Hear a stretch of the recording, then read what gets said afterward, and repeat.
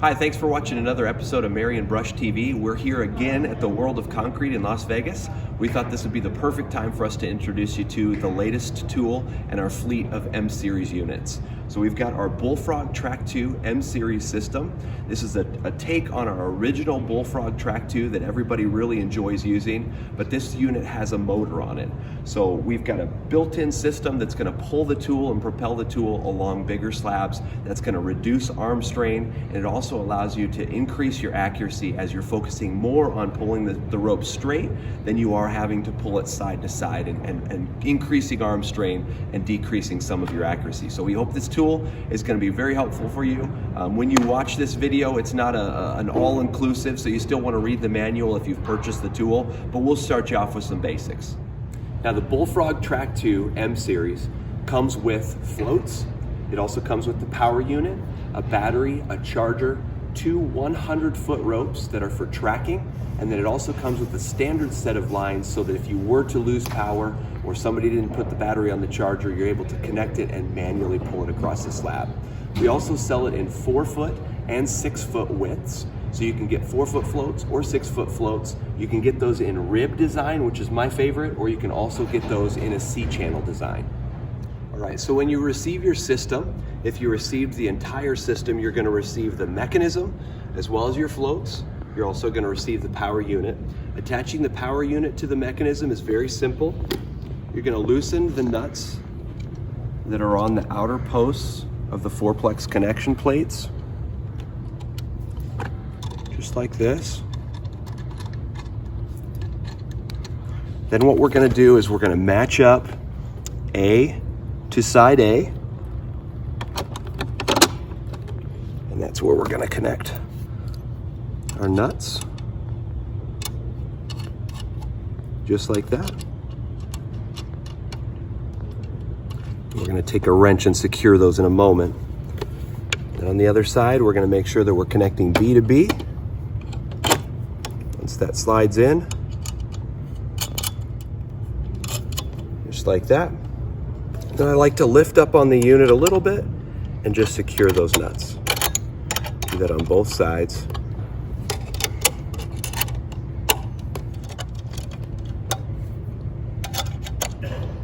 And now you've got a secure connection. All right, once you've got the unit mounted, you're going to want to feed the rope through. Now, the first thing that you want to do is you want to take the cover off of the unit. And the important thing about that is you always want to disconnect your power. You don't want to be working inside the unit while you've got power to the unit. So what we're going to do, disconnect the power, which I've already done. I see that there is no power on. The LED is not illuminated. Then I'm going to pull our pin, and then I'm just going to rotate counterclockwise on the lid. That'll allow the lid to pop right off. Then we're going to begin feeding our rope. So the way you feed the rope is you're going to start with this outer eyeball. You're going to simply slide the rope through. Then you want to attach one of the rope squeegees that come with the unit. This is just going to pull some of the excess material off before it enters into your power unit. Then we're going to feed in through our outer inlet here, and then we're going to depress the rope guide, the rope tube, and that's going to create smooth passage for our rope through that outer guide tube. And I'm going to pull some excess through. And then I'm just going to pass right over here to the outer guide tube on the other side, feed our rope through and depress it slightly. That's going to allow the rope to feed out the back. And then we'll just gently pull the rope through the back. Then you want to go ahead and put your other rope squeegee on the other side right before passing through the outer eyeball. And then you get your rope fed. It's time to secure the rope. All right, now for rope connection, this is going to integrate the rope with our power unit. We are going to want to loosen up the rope guide, wing nuts, and then we're going to slide this rope guide out as far as we can. That's going to open up a slot here, and that's going to be where we're going to introduce our rope. So we're just going to floss that rope down into that slot, and then we're going to push the rope into the rope guide, and you'll see it'll nest right in there. Now, as you can see, there's 2 orange stopper bolts. Those are real important because those are going to give us our parameter. As we push this rope guide in, those are going to serve as our stoppers, and that makes sure that we have the perfect connection between the rope and our spike wheel. So now we're going to just hold that in tightly. as we secure the wing nuts. You want to put a lot of torque on these wing nuts with your hands to make sure that that's not going to push away as we put force on that rope. Once that's real secure, you've got a real tight connection. All right, with the lid off, it's a good time to take note of a couple of features. On this far side here, we have our directional switch. This will tell the tool which direction to go when you're making passes. Obviously, if it's in this direction, you're going to be going that way, and this direction, you'll be going that way.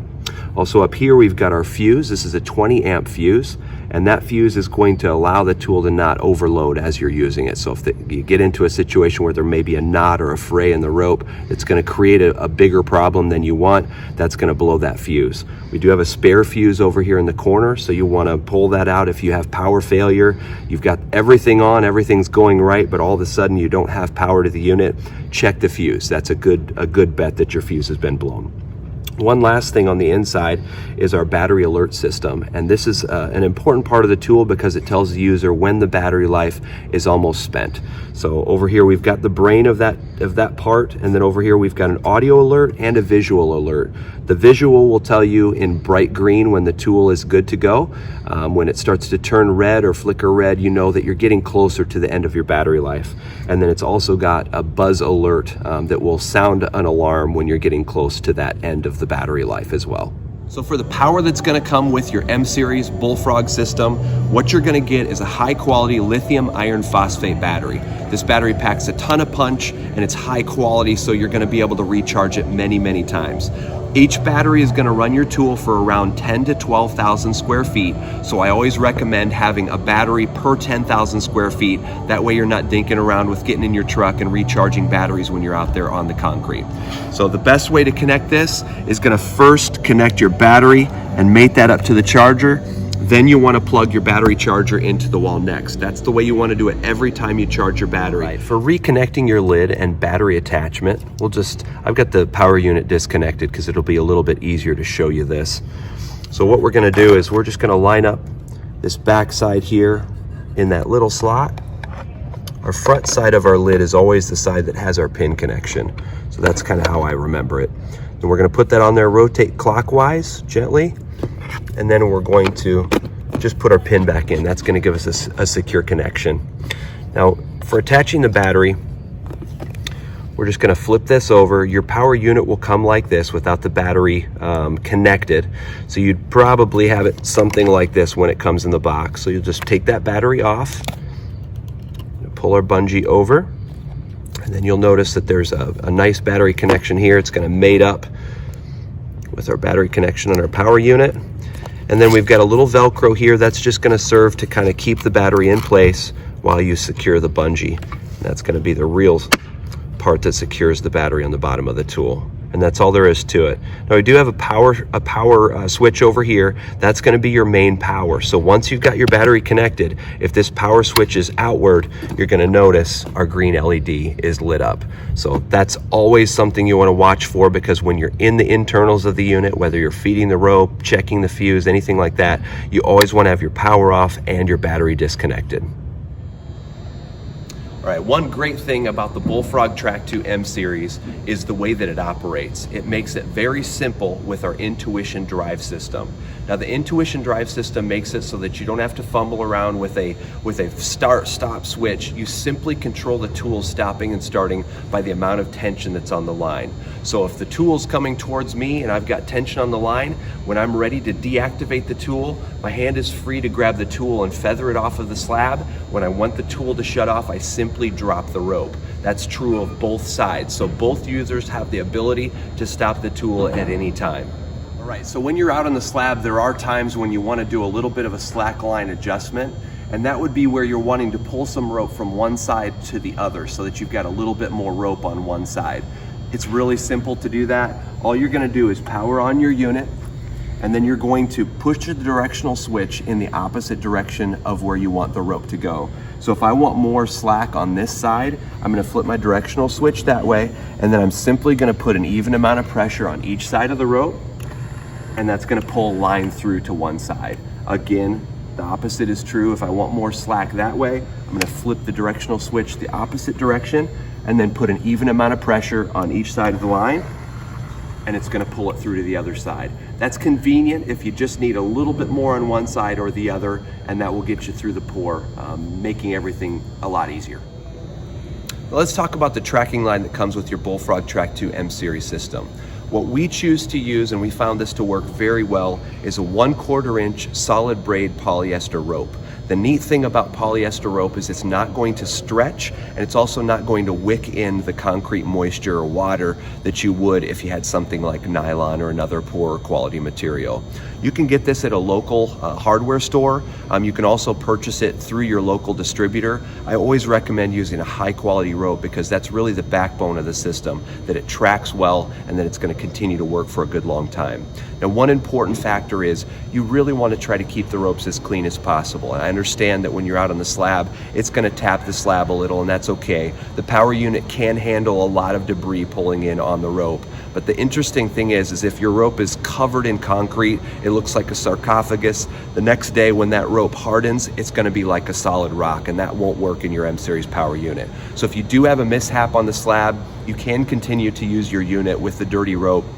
You'll have a little bit more cleanup at the end of the day, but I do recommend inspect the ropes after every use. Make sure there's not debris buildup or a lot of fraying. Excess fraying can also cause problems. Just discard the rope when you're done with it if it looks like it's covered in debris or it's not going to do a good job for you on the next pour. Good rope is going to make for a good experience.